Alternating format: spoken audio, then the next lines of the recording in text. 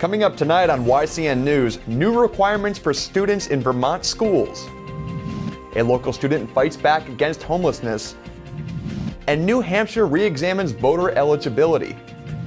More news, weather, and sports. It's time for YCN News, your local view. Now, your daily digest of the Dartmouth Lake Sunapee region, southern Vermont, and Windsor County. News, sports, weather, and all that is happening in our area. The news on YCN, your local view. Good evening. It's Thursday, June 4th. I'm Kurt Weedy. Welcome to YCN News. Students in Vermont schools will now be held to a higher standard, both physically and academically.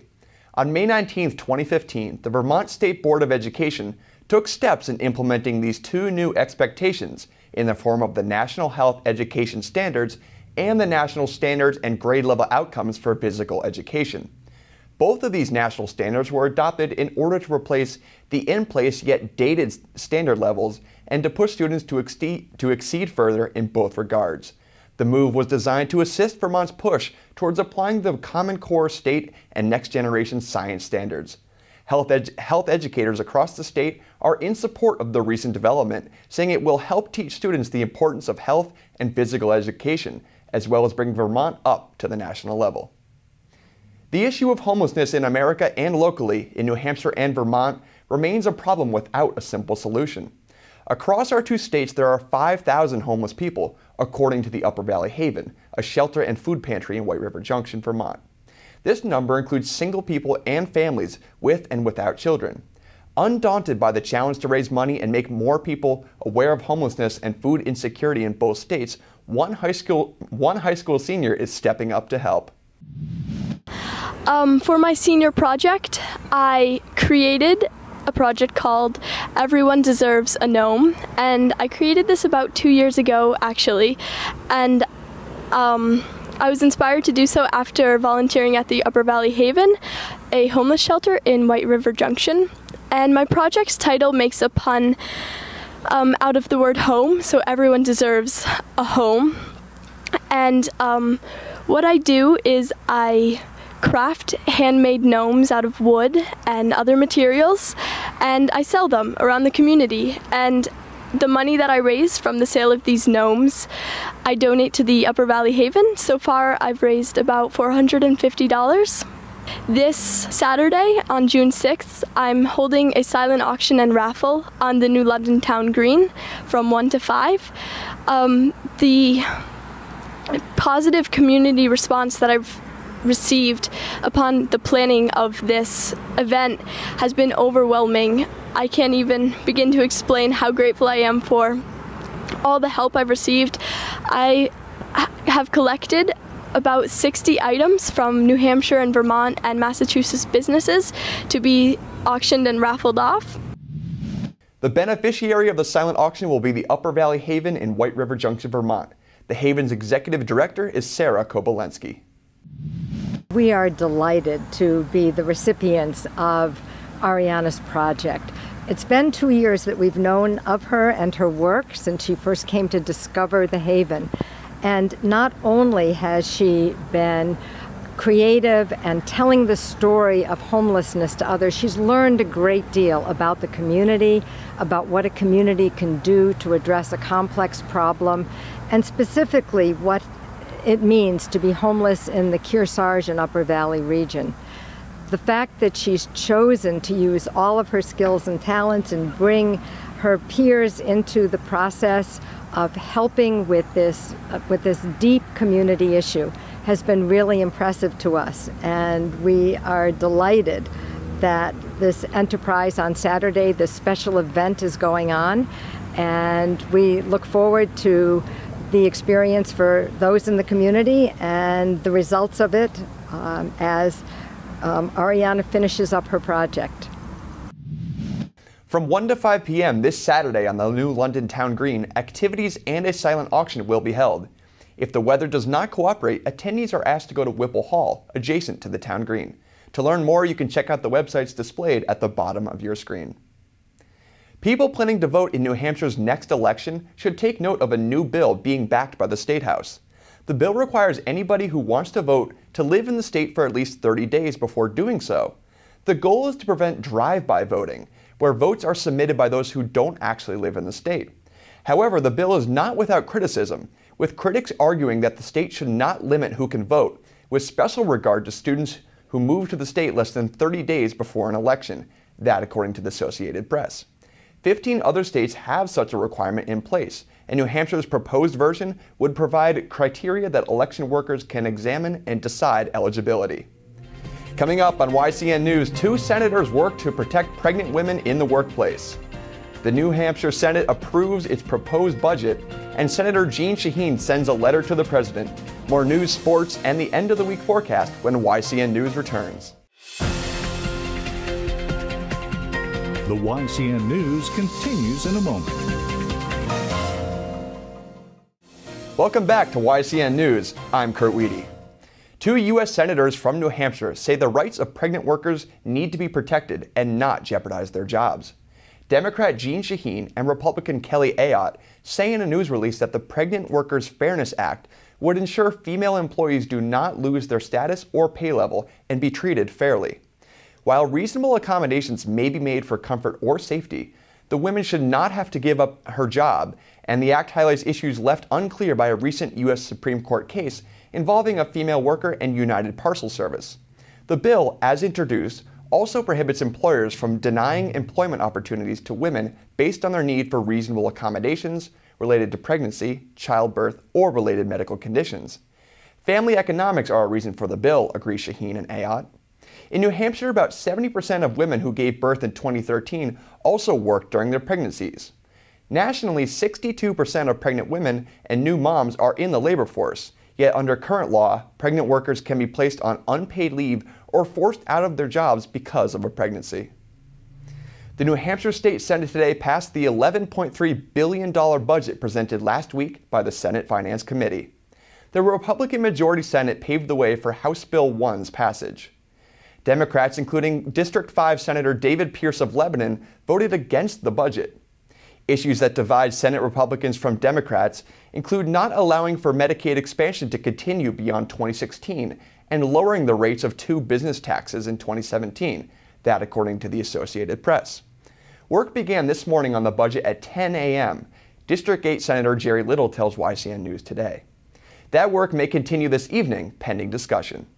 Senator Little is vice chairman of that chamber's Finance Committee. Later this month, the state Senate and House will review the 2016 to 2018 budget and hammer out the differences between the both chambers' budget via a committee of conference. It remains to be seen if the governor will sign or veto the budget. Through social media today, U.S. Senator Jeanne Shaheen announces that she has sent a letter to President Obama. The message? To urge him to begin the process of displaying a woman on the $20 bill. Supporters of Shaheen's Women on the 20 Act signed the letter, including a handful of U.S. senators from across the nation. The letter asks for immediate formation of a citizens panel to determine which woman will be featured on the new bill. Shaheen's request to the president comes after a grassroots movement by the group Women on 20s, which conducted an online poll and over 500,000 votes selected Harriet Tubman as the woman to be displayed. If the request is approved by President Obama, a piece of Shaheen's legislation introduced today would sponsor the bill's distribution by 2017. If you're traveling between Charleston and Claremont, New Hampshire by road, motorcycle, or bike, add extra time for your commute and drive as directed by road workers. Paving is now in the stretch of Route 12 between Lover's Lane and Main Street in Charleston's downtown Main Street. The road work is expected to continue for at least another week. River Valley Chronicles' Elizabeth Durazio sat down with Mark Larrabee, a PGA Pro golfer at Eastman Golf Links.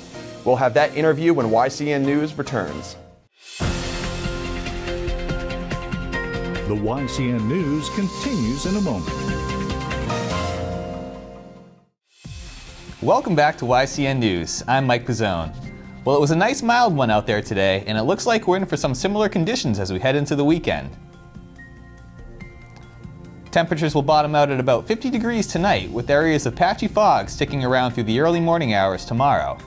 From there, we'll climb right back up into the low to mid 70s with mostly cloudy skies and winds of up to 5 miles per hour. There's about a 50% chance of showers tomorrow evening, with temperatures falling to about 54 degrees. The sun will be back out Saturday though, with clear skies and a high of 73 during the day, before falling to around 47 Saturday evening. Now let's take a look at our community calendar to see what's happening in the region. The Bellows Falls Farmers Market will be held tomorrow from 4 to 7 p.m. on Canal Street in downtown Bellows Falls, Vermont. A variety of vendors will be on hand selling local goods, and the event will be held rain or shine. The Springfield Art and Historical Society is holding an art show tomorrow from 8 a.m. to 5 p.m. at the Great Hall on River Street in Springfield, Vermont. About a dozen select paintings from the Society's collection will be on hand for viewing. Friday Night Bingo, sponsored by PFI, will be held tomorrow at 6:30 p.m. at KJ's Place on River Street in North Springfield, Vermont. Doors open at 5 and cost us $15 per package. Last year, the Sunapee softball team was dealt a disappointing loss in the semifinals of the Division IV tournament, but the Lakers responded this year by claiming the #1 seed. And in yesterday's first-round game against Hinsdale, Coach Bonnie Cruz's team had no trouble taking care of business to kick off what the team hopes will be a slightly longer tournament run. Sunapee jumped out to a 5-0 lead after the first inning, and despite giving up a single run in the top of the second, took control from there, crossing the plate with 13 unanswered runs to clinch a ticket to the quarterfinals. The Lakers tallied 3 runs in the bottom of the second to up their lead to 8-1 at the time, behind some timely hitting with runners on base. Rachel Malonga drove in her team's first run of the frame when this single up the middle plated Haley Morin from second, before Katie Frederick's base hit here drove in Malonga to up the lead to 7-1. Frederick crossed the plate herself moments later on a passed ball. The Lakers added 5 more runs in the third inning, with Faith Larpenter plating Malonga from third on this base hit, and Lexi Hamilton driving this 2-run single into center field to up the lead to 13-1. Larpenter did her part from the circle to keep the Pacers' bats at bay, surrendering just 1 run while striking out 6 through 3 innings of work. Still, the Lakers added even more insurance in the fourth to help seal an early end to the contest, crossing the plate 5 more times behind this 2-run single by Malonga, and another hard-hit ball off the bat of senior catcher Lexi Hamilton, and a 2-run double from sophomore first baseman Jessica Parsons to round out the game's scoring. Katie Frederick threw the final 2 innings for the home team and struck out 4. I spoke with Larpenter after the game, who touched on her and Frederick's success in the circle and her team's goals going forward. I think that we've been working a lot in the gym, well, because we haven't been able to be out here. We've been working a lot on pushing off a lot more, which both Katie and I have gotten faster from that, so I think like our fastballs are pretty good. Our goal is definitely to go all the way, but just get better each day, and I know teams will be gunning for us, but I think we'll be ready. I also spoke with Frederick, who added that her team will need to do a better job staying focused now that they're on to round 2. I think we just got to come out firing. Like, Faith pitched an awesome first inning, but I don't think we were that pumped behind her. I think we need to realize that every strike matters, every play matters, and we have to build ourselves up off that. Up next for the Lakers will be an 8th-ranked Derryfield team that beat twice during the regular season. That game will be played Saturday at 4 p.m. In other tournament news, both the Fall Mountain baseball team and Hanover softball team saw their seasons come to an end yesterday in the first round, while the Hanover girls lacrosse team extended its season by at least a game with a comfortable win over Keene. Up next for the Marauders will be 3rd-ranked Portsmouth, with that game slated for Saturday at 2 p.m. at Bill Ball Stadium in Exeter. That does it for YCN Sports. I'm Mike Pizzone. Thanks, Mike. Tune in tomorrow for highlights from Sunapee Baseball's first-round playoff matchup against Newt. Coming up next, YCN's Capital Connections host John O'Connor met recently with Claremont Citizens Group founder Michael Charest. We'll have part 3 of that interview when YCN News continues. The YCN News continues in a moment.